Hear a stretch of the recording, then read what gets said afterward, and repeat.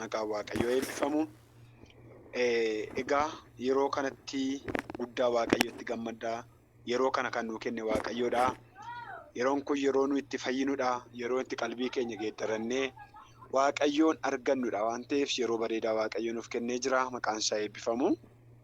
Kanaaf egaa Waaqayyo kallattii hundumaatiin kallattii adda addaatiin gara keenya dhufee jireenya keenya fayyiseera. Ammas nu fayyisaa. Nuyi garuu qophaa'aa ta'uu qabna. Waaqayyo gooftaan nu haa gargaaru. Kanaaf yeroo kana mee waan hundumaa dursa Waaqayyoon hin galateeffannaa, hin kadhanna. Yaa Waaqayyoo, Waaqa hafuura qulqulluu, mootii waaqaaf lafaa si galateeffannaa. Galanni ulfinni guutuun siif haa ta'u gooftaa Yesuus. Ilaa kun nu gargaartee nu wajjin taatee haalota hundumaa keessatti harka keenya nu qabdee ifa keenya nuuf taatee hirkoo keenya nuuf taatee gooftaa nama galataa gootee nu dhaabdee jirta si haa galatu. Hidhaa obboleessaa hiiktee, hidhaa obboleettii hiiktee, hidhaa keenya hiiktee warra galataa gootee nu dhaabdee jirta. Ulfaadhu leenca Yihuudaa. Galanni siif haa ta'u gooftaa. Egaa kunoo iddoo kanatti walitti nu qabdee jirta. Waan walitti nu qabdeef qabda. Kunoo nu fayyisaa jirta. Nu geeddaraa jirta. Dhukkuba keenyatti, rakkina keenyatti nu fayyisaa jirta. Galanni ulfinni guutuun siif haa ta'u gooftaa. Galatoomi leenca Yihuudaa. Harka kee nu gidduu jiruuf, humna kee nu gidduu jiruuf, hafuura kee nuuf dhufeef, sagalee kee nuuf dhufeef si galateeffanna. Galanni ulfinni guutuun siif haa ta'u.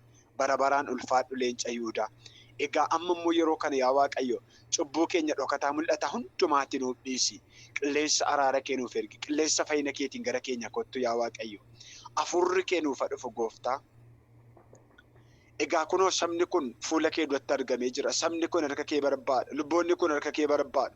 Anillee harka kee barbaada. Harki fayyina keetii, araarri kee inni waan hundumaa gochuu danda'u sun gara keenyaa dhufu. Cubbuu keenyatti nu qulqulleessi gooftaa. Sagaleen kee nuuf haa dhufu. Hafuurri kee nuuf haa dhufu gooftaa. Kan dadhabee siin jabaata. Kan kufe siin ka'a. Wallaalonni siin beektota ta'u. Yaa Waaqayyo Waaqa hafuura qulqulluu nus kunoo gara keetti baqannee jirra gooftaa. Yeroo kana harka kee nuuf diriirsi. Harka kee araaraa. Harka kee fayyinaa. Harka keessa waan hundumaa gochuu danda'u ati nuuf ergi. Hamaa nurraa ifadhu. Macca hafuurra ammeenyaa. Maqaa Yesuus Kiristoosiin golee arfan irraa kan darbataman. Jireenya keenya qabuudhaaf, nagaa keenya qabuudhaaf, milkaa'insa keenya qabuudhaaf fagoorraa dhiyoorraa kan darbataman. Maqaa Yesuus Kiristoosiin lafa jiran ibidda Kiristoosiin haa gubatanii. Yesuus haa gubatanii lafa jiranii. Maqaa Yesuus Kiristoosiin hojii isaanii diigeera. Mariyaa isaanii diigeera. Maqaa Yesuusiin dacheen kun yeroon kun qilleensisa. Maqaa Yesuus Kiristoosiin baachuu hin danda'in. Humna du'aa ka'uu Yesuus Kiristoosiin lafa jiranii haa gubatanii. Lafa sagaleen kun itti dhaga'amu hundumaatti hojii diinaa maqaa Yesuusiin gubeera. Aangoon du'aa, aangoon dhukkubaa, arfiin du'aa maqaa Yesuus Kiristoosiin kan caccabe haa ta'u. Humna maqaa Yesuus Kiristoosiin nagaa keenyarraa, bara keenyarraa, tajaajila keenyarraa, fayyina keenyarraa maqaa Yesuus Kiristoosiin kan diigamtan ta'a. Galanni siif haa ta'u. Ulfaadhu yaa Waaqayyo. Hojii diinaa waan diigdeef ulfaadhu. Karoora hamaa waan ifatteef si haa galatu. Galanni ulfinni oqbaa bara baraan siif haa ta'u gooftaa. Yeroo kana gara keenya kottu sagalee kee nuuf ergi. Ayyaana kee nuuf baay'isi. Gooftaa harka kee nuuf diriirsi. Karaa dubbii sagalee kee kottu jireenya keenya fayyisi. Ani dadhabaa mucaa kee kana wajjinis ta'i. Kana hundumaa waan gootuuf ulfaadhu. Maqaa jaallatamaa Yesuus Kiristoosiin. Ameen. Gooftaan koo sin eebbisu eebbifamaa isiniin jecha yeroo kana immoo yerootti dubbii sagalee Waaqayyoo walii wajjin hirmaannudha. Kanaaf sagalee Waaqayyoo yerootti walii wajjin dhageenyee ittiin fayyinudha. Kanaaf sagalee Waaqayyoo jireenya keenya fayyisaa. Kanaaf of qopheessuu qabna. Mata duree akka jedhu irrattan dubbadha. Sagalee gammachuu dhageessisi jedheetan dubbadha. Sagalee gammachuu dhageessisi jedheetan dubbadha. Sagalee gammachuu dhageessisu yookaan sagalee gammachuu dhageessisi. Sagaleen gammachuu dhageessisi gaafa jedhu yeroo baay'ee jechuudha nu biraa kan argamu tokko yookaan jireenya keenya keessatti kan argamu yoo waa tokko nu ta'e malee yoo inni nuyi eegaa turre tokko nuuf raawwatedha kan nuyi yeroo baay'ee gammannu. Garuu macaafa qulqulluu keessatti hidhattanii yoo ilaaltan yeroo hundumaa gooftaatti gammadaa'edha. Gooftaatti gammaduun keenya yookaan gammachuu dhageessisuun keenya waan tokko taatee waan tokko nuu ta'eef miti. Gammachuu dhageessisuun keenya, sagalee gammachuu dhageessisuun keenya, gooftaatti gammaduun keenya, of jaallachuun, gooftaa keenya jaallachuun, fayyaa ta'uu keenyatti, darbuu keenyatti, eegamuu keenyatti gammannee yeroo hundumaa Kiristoosiin gammaduu qabna. Gammachuu guutuu qabaachuu qabna. Galata dhageessisuu qabna. Ilillee dhageessisuu qabna. Amma jireenya keenya keessatti yeroo baay'ee gaafa waan tokko nuu ta'u duwwaadha. Yoo waan tokko nuu ta'edha kan sagalee galataa dhageessifnu miti. Garuu yeroo hundumaa yeroo gadi buunu, yeroo ol kaanu, yeroo jaallatamnu, yeroo jibbamnus, yeroo ari'atamnus yeroo hundumaa gooftaatti gammaduun anaaf isinirra hin jiraata. Kanaaf gammachuu keenya yeroo hundumaa, ililleen keenya yeroo hundumaa, gooftaatti gammaduun keenya yeroo hundumaa galata dhageessisuu qabna. Mana keenya keessatti, jireenya keenya keessatti sababni isaa maaliif? Sababa fayyaatti eegamneef, sababa gargaaramneef, fayyaa ta'uu keenyatti gooftaa keenyatti gammaduu qabna. Namni isa kana hubatu. Namni isa kana hubatu. Inni kaan utuu fayyaa qabu ani hiyyeessa jedha. Inni kaan utuu fayyaa qabu ani akkas ta'een jireedha. Hafuura gaddaa agarsiisa. Jireenya gaddaa agarsiisa. Ta'uun qabu. Nu yeroo hundumaa galata dhageessisuu qabna. Sababa fayyaa taaneef, sababa eegamneef, gooftaa keenyatti gammaduun keenya yeroo hundumaa kan nu gammachiisudha malee yeroo hundumaa kan guyyaa tokko nu gammachiise, kan guyyaa tokko nu gaddisiisu ta'uun qabu. Keessumatti pheenxeen kana ta'uu qaba bakka. Namoonni tokko tokko amma bara kana of fudhatanii ilaaltan namni amalli isaa jijjiiramaadha. Guyyaa tokko yoo kolfe guyyaa tokko immoo hin gadda. Guyyaa tokko yoo ililche guyyaa tokko immoo gadda dhageessisa. Ta'uun qabu. Bakka yeroo hundumaadha galata dhageessisuun keenya. Fidii duwwaa beekna nuyi. Galata dhiyeessuu garuu hin dandeenye. Fidii hin fida. Nu nyaachise. Nu jiraachise. Nu jiraachise. Nu eegi. Garuu isa kanaaf immoo galata laachuu dadhabna nuyi. Kanaaf amma lafa jirtu keessaa ba'i. Sagalee gammachuu dhageessisi maqaa gooftaa Yesuusiin. Namoonni tokko tokko utuma nyaatanii, utuma dhuganii, utuma gargaaramanii, utuma qabanii, utuma maal jedhanii jireenyi isaanii garuu lolamaa dhiphaa ta'a.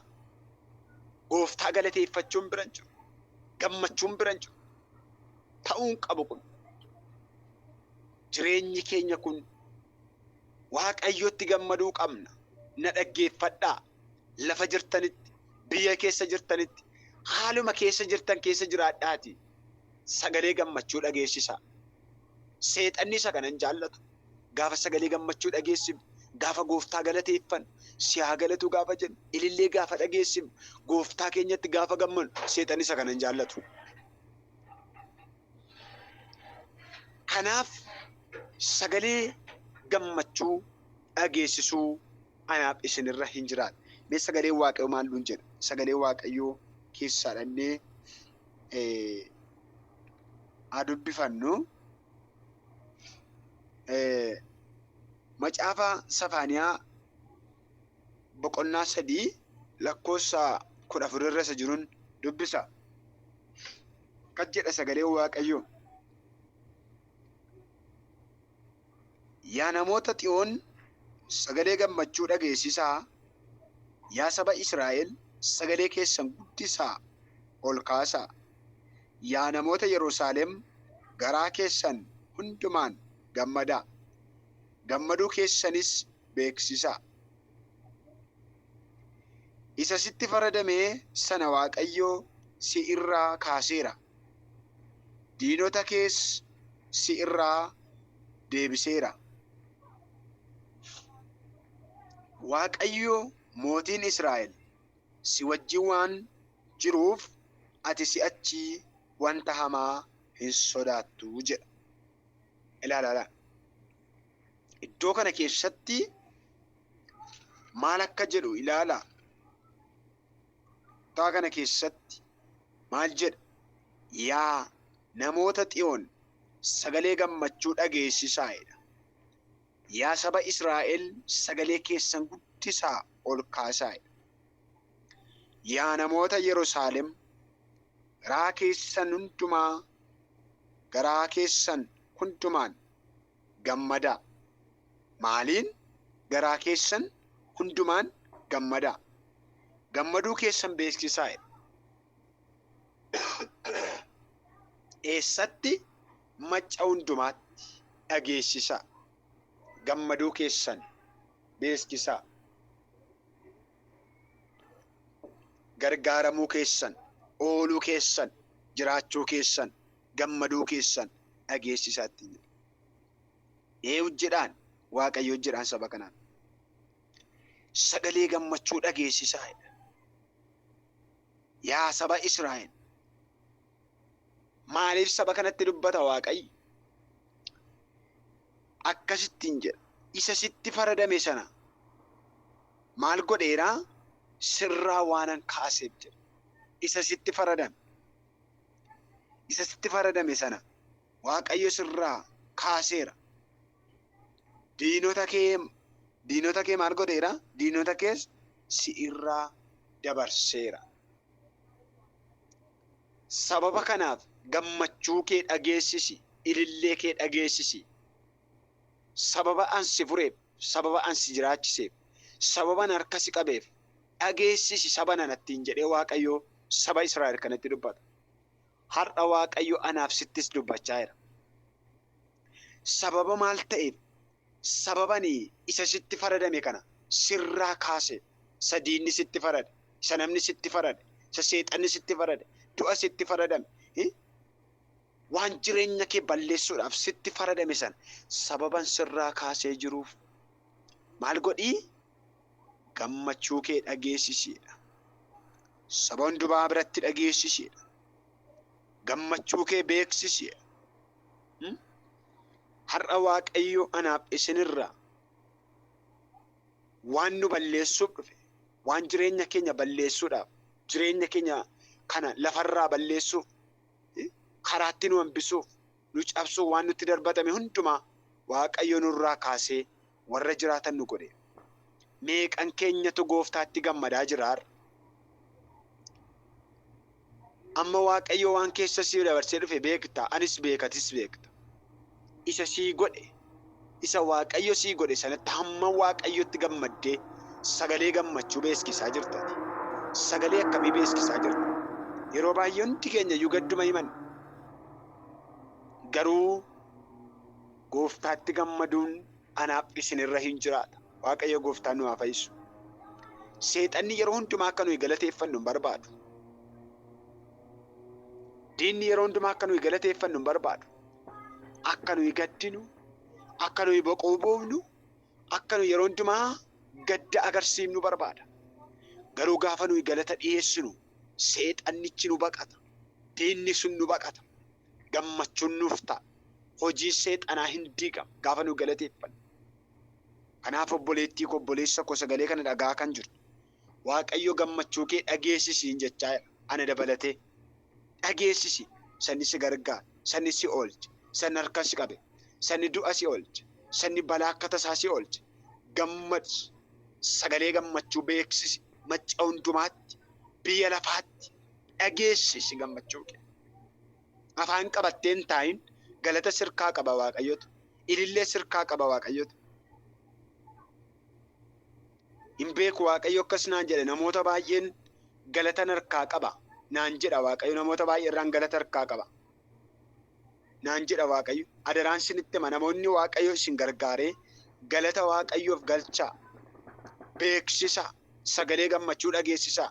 Isa Gooftaan keessan isinii godhe kana waldaa irratti dhugaa ba'a, beeksisaa. Nyaatina galfata Waaqayyo. Beeku yeroo lallabu kana furri Waaqoo akka sedeenatti manaan. Namoonni baay'een ani gargaaree oolchee garuu galatan harkaa qaba. Galata kana dhiisanii qooda galateeffatan, qooda gammachuu dhageessan dhiisanii ammayyuu gungumaa jiru. naan jedhan beeku. Namoonni akkasii adaraan isinitti hima. Waaqayyoo galateeffadhaa. Waaqayyo gooftaan nu haa gargaaru. Egaa iddoo kana keessatti kan inni dubbatu isa sitti faradame sirraa kaaseera. Diinota kee sirraa deebiseera. Kanaaf ati maal godhii? Gammadi. Kanaaf ati maal godhii? Gammadi. Yaa saba Israa'el jedhe gammadi. Beeksisi. Kan jedhe lakkoofsa 16. Guyyaa sanatti namoonni Xiyooniin yaa Yerusaalem hin sodaatin, harka kees lawwaasa'e kan gadi rarra'u hin ta'in. Ilaala. Harki kee kan lawwaasa'ee gadi rarra'u hin ta'in. Waaqayyo gooftaan kee si wajjin jira.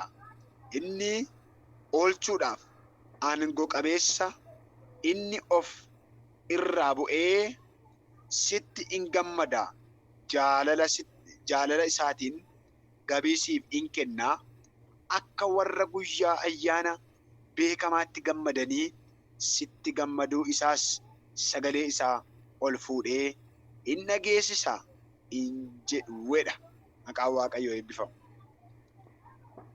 Ilaa jaalala siif qabu sagalee isaa ol fuudhee maal godha? In beeksisa. Har'a Waaqayyo jaalala nuuf qabu nutti maa jira? Sin jaalladhaa. Kanaaf ati immoo akka ayyaana isa beekamaa sana ilaala ayyaanatti qabee dubbataam. Namni gaafa ayyaana amma akka gammadu beekamaadha. Kaan wantoota adda addaa uffata bitatee kaan wantoota akkatti namni hin gammada qanee ayyaana. Kana caalaatti ayyaana isa guddichaa sana caalaatti gooftaa kee akkuma guyyaa sana gammaddu isaa olitti gammachuu kee dhageessise. Inni iyyuu si jaallachuu isaa macca hundumaatti beeksiseera. Haleluuyaa. Macca hundumaatti beeksiseera. Har'a gooftaan anaaf siin jaallachuusaa karaa dubbii sagalee isaa keessatti yoo dubbiste lafa hundumaatti argita. Waaqayyo nu jaallata. Nu jaallatee araara isaa guddaa sanaan immoo nu geggeessaa jira. Kanaaf afaan kee keessaa gungummiin dhiyeessin galata dhiyeessi Waaqayyoof.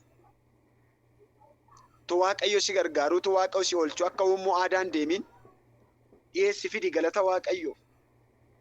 Gammadi gooftaa keetti. Waan si gargaareef, waan si oolcheef. Sin oolchineen yerooti fira dhabe, yerooti nama sii dirmatu dhabe sana siin dirmanneen. Lafa dukkanaa namni si arguu hin dandeenye sana keessa sin baafneen. Du'a sin oolchineen. Maaf gungumta? Maaf hin yaadattu? Har'a soo si wajjin jira. Har'a soo barruusaa irratti baatee jira. Har'a soo si eegaa jira. Har'a soo si wajjin jira. Harka si qabee jira. Gungummiin dhiyeessin gooftaa keetti gammadi. Dhiyeessi galata. Dhiyeessiif galata. Fidiif galata. Waaqayyo galata nurraa barbaada. Maqaan Waaqayyoo haa eebbifamu. Kanaaf sagalee gammachuu dhageessisuun keenyaa gaariidha. Har'a Waaqayyoo sagalee gammachuu dhageessisaa nuun jechaa jira. Sababii maaliif sagalee gammachuu dhageessifna kan jedhu qabxii muraasa wayiin dubbadha.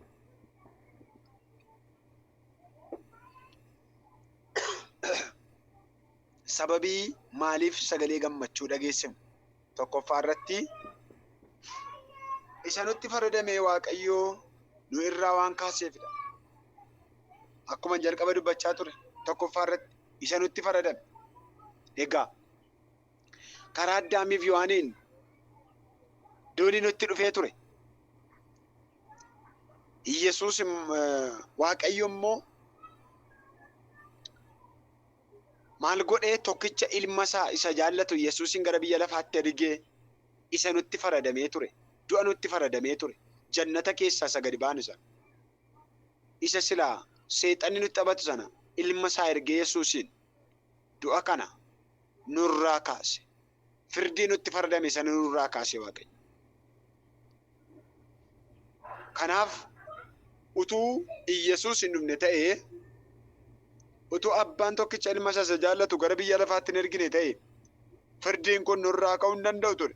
Garuu inni tokkicha ilma isaa isa jaallatu gara biyya lafaatti ergee firdii kana nurraa kaasee jireenyatti nu dabarse, guddinatti nu dabarse, eebbatti nu dabarse. Maqaan Waaqayyoo haa eebbifamu. Kanaaf isa tokkoffaa kana isa nutti faradamee Waaqayyo nurraa kaase nu gammachiisa jechuudha. Kanaaf gammanna jechuudha. Isa tokkoffaa jechuudha. Isa lammataa iyya keenya waan nuuf dhaga'eefidha. Iyya keenya waan nuuf dhaga'eefidha. Iyya keenya waan nuuf dhaga'eefidha. Iyya keenya kadhata keenya akka jedha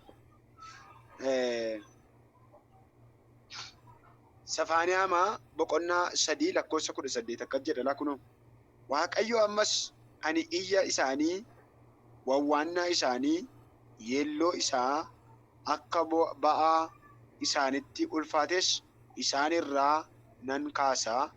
Kunoo ani guyyaa sanatti warra isin cunqursan hundumaa nan adaba. Maalan godhaa? Nan adaba jedha. Kanaaf lakkoofsa 18 kanarraa Waaqayyo maal godheedha? Waaqayyo ammas ani iyya isaanii wawwaannaa isaanii yeelloo isa akka ba'aa isaanitti ulfaates isaan irraa nan kaasaa.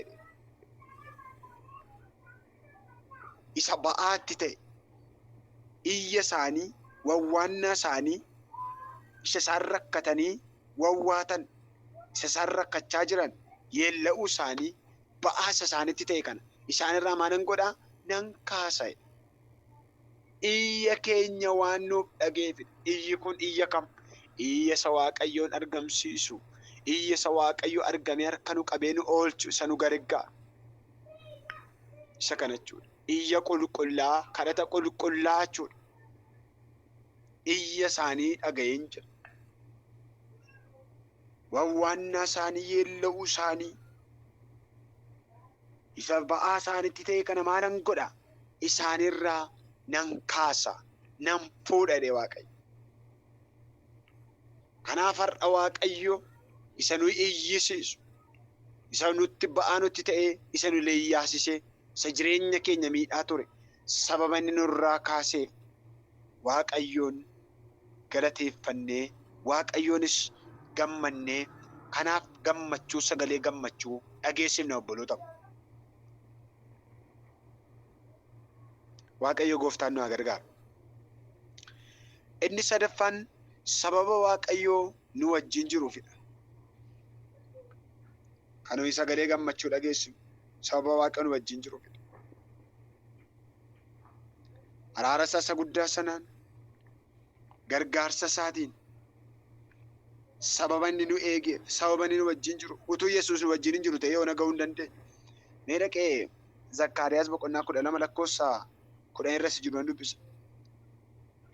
Ani hafuura araaraa fi hafuura kadhataa mana Daawitii fi warra Yerusaalem keessa jiraatan irratti nan dhangalaasaa. Isaanis isa waraanaan